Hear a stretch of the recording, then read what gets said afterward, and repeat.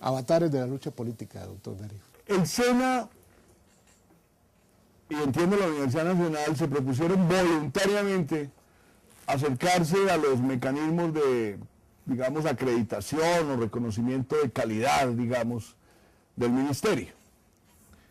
Enseguida particularizamos lo que ha significado eso para el SENA. ¿Qué significa que estas dos entidades, grandes ellas, con mucho impacto en mucha juventud colombiana, tomen esta decisión voluntaria, más no obligatoria? Pues mira, yo creo que eso es realmente una circunstancia muy valiosa y muy importante para la educación superior en Colombia. Es que esas dos instituciones, a pesar de que el Estado les da una prerrogativa, han dicho no, nosotros queremos unirnos a todas las instituciones de educación superior de Colombia y hacer un solo sistema de educación superior y en el que todos nosotros voluntariamente nos sometemos a los procesos de autoevaluación, de acreditación y de revisión por pares externos. Y voluntariamente la Universidad Nacional tomó la decisión de someterse a un proceso de acreditación exitoso, como todos sabíamos que iba a ser exitoso, pero se sometió a visita de pares externos, a procesos de autoevaluación, se presentó voluntariamente ante el Consejo Nacional de Acreditación, le dijo yo quiero que ustedes revisen mi tarea, revisen lo que estoy haciendo y den un juicio sobre eso. Y el Consejo Nacional de Acreditación revisó, llamó pares externos, llamó rectores de universidades extranjeras que revisaron todo el proceso de la Universidad Nacional y dijeron sí, ustedes son de calidad y les damos un certificado de calidad. Y exactamente la misma decisión tomó el SENA. De manera que yo lo que creo es que eso no merece sino aplausos y reconocimientos de todos los colombianos. En el caso nuestro, el tema, yo voy a confesar algo, viceministro, fue de discusión un par de años con el viceministerio, inicialmente con el viceministro de aquella época, el doctor Javier Botero, y luego con Gabriel Burgos, que nos acompaña, porque el tema es que el SENA va como por una orilla que se llama educación para el trabajo, formación para el trabajo, y tomemos a la Universidad Nacional como ejemplo, va por una orilla muy afín o totalmente afín al resto de instituciones de educación superior del país, que es la educación, denominemos la académica. Si Gabriel no está de acuerdo, que lo diga. Yo defino la diferencia en que en esta educación la obligación es, en la del SENA, lo que llamaría la educación para el trabajo, es pragmatizar el conocimiento, volverlo un saber hacer, desde el primer día del proceso de aprendizaje. Y en esta educación, la obligación es asumir el conocimiento, saberlo desmenuzar y, por supuesto, con el tiempo, poderlo pragmatizar, con muchos valores agregados, pero con más espera, digámoslo así. Quizás con más profundidad, más espera. Son como las dos diferencias. En este, conocimiento adquirido, conocimiento pragmatizado en términos de desempeño, el lado del SENA. Y en este, conocimiento adquirido, vuelto elemento para análisis, vuelto elemento para innovación, para crecimiento de la frontera misma, o digamos de corrimiento de esa frontera, y algún día pragmatización, ojalá más temprano que tarde. Inmediatez en este lado, profundidad en este lado. Entonces, el SENA tuvo que discutir con el ministerio, por ejemplo, el tema de pares. Nosotros decíamos, nosotros no queremos que todos nuestros pares sean académicos, queremos un equilibrio entre pares académicos y empresarios, para el análisis de nuestros programas, para el tema de registro calificado.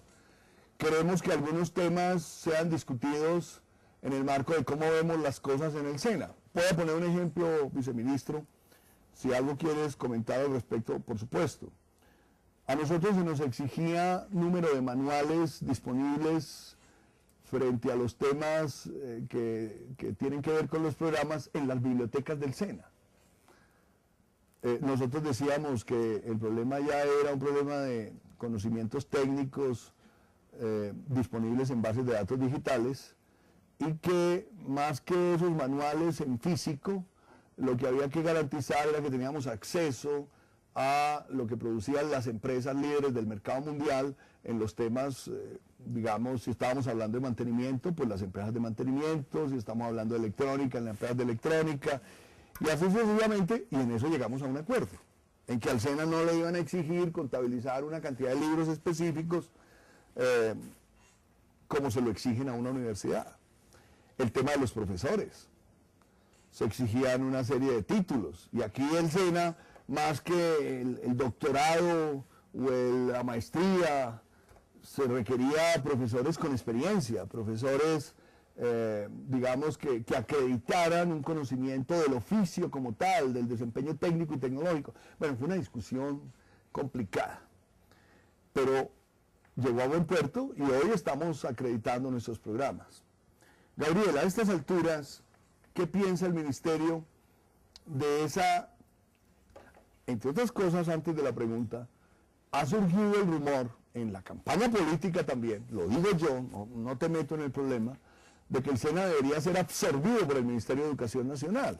Y ahí aparece el tema de quizás romper con esa brecha de las dos orillas que ahora mencioné y que estas dos educaciones se fusionen. A mí me parecería terrible. Y me parece, yo más que discutir a qué ministerio debiera estar adscrito el SENA, que me parece bien donde está, yo diría que al SENA hay que guardarle una autonomía para ofrecer esa alternativa de la formación técnica y tecnológica en el marco de la filosofía de formación para el trabajo. Mi pregunta es, ¿cómo ve el ministerio que se preserve esa brecha entre las dos orillas para el país? ¿O será que el ministerio también quiere absorber el SENA? Darío, mire, tal vez tenga que hacer una introducción antes sobre ese tema. Hay que entender cuál es el origen de la universidad y cuál es el origen de la educación para el trabajo. La universidad nació en el siglo XVIII, pues la universidad moderna de hoy es una institución más antigua. La educación para el trabajo nació en el siglo XX y nació del desarrollo industrial, de la creación de las grandes empresas, de las grandes corporaciones que se vieron en la necesidad de comenzar a capacitar a su gente, porque se había creado la fábrica y se había creado la industria. Y por eso te decía yo hace un rato que como una protesta, digámoslo entre comillas, contra la universidad tradicional, contra la universidad basada en la filosofía y la investigación, los empresarios de Alemania y de Francia en los años 50 comenzaron a crear las organizaciones de formación para el trabajo y comenzaron a crear sus propios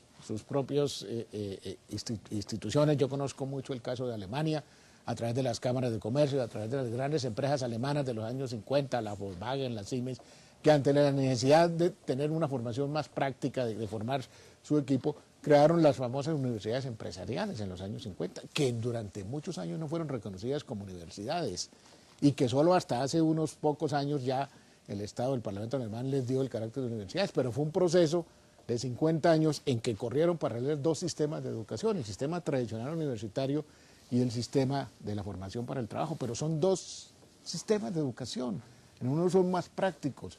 Inclusive, si tú ves un poco la historia de la universidad, con el tiempo la universidad, los dos sistemas se están cruzando.